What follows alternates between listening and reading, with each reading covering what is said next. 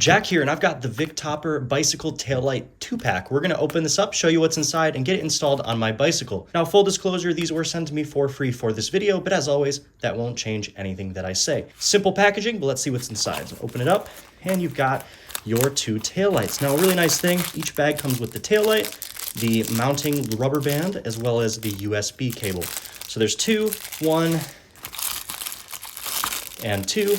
They're both identical, so we're just going to be using one for this video. Inside the package here, you'll see we have our USB cable. This is a micro USB to USB type A charging cable. We've got the rubber elastic hook type mounting system, which we'll show you in just a moment, and the taillight itself.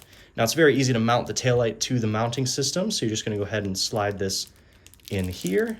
You like to pinch it down a little bit and slide it until you hear it click. There we go.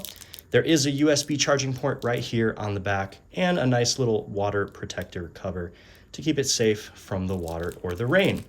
This will mount on in just a moment, but I want to go through some of the color settings on this taillight. So there's a few different modes.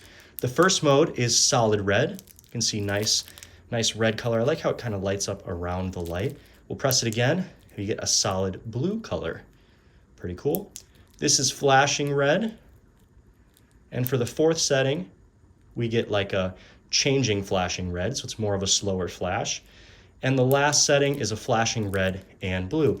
Now, do be aware that red and blue flashing could signify law enforcement, and make sure that it is okay to use these colors in your area. Local laws may apply, so just be sure to check that and be safe. For me, I'll probably keep it on the third mode, which is the flashing red, and we're gonna go ahead and attach this to the bike now. All you're gonna do, very simple to attach this to the bike, you're just gonna mount it to your bike seat pole, go ahead and rotate it around, hook it on like so, and it should be good to go.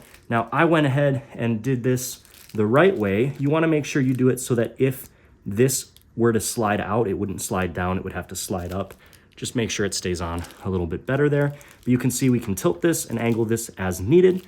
But I think that's pretty solid right there. I can reach around and hit the button if I need to while I'm riding. And that's it for the taillight. Nice and stylish. I do like it a lot, and I'll leave it on there and enjoy it for sure. Thank you so much for watching. I hope this helped your purchase decision. I'll see you in the next one.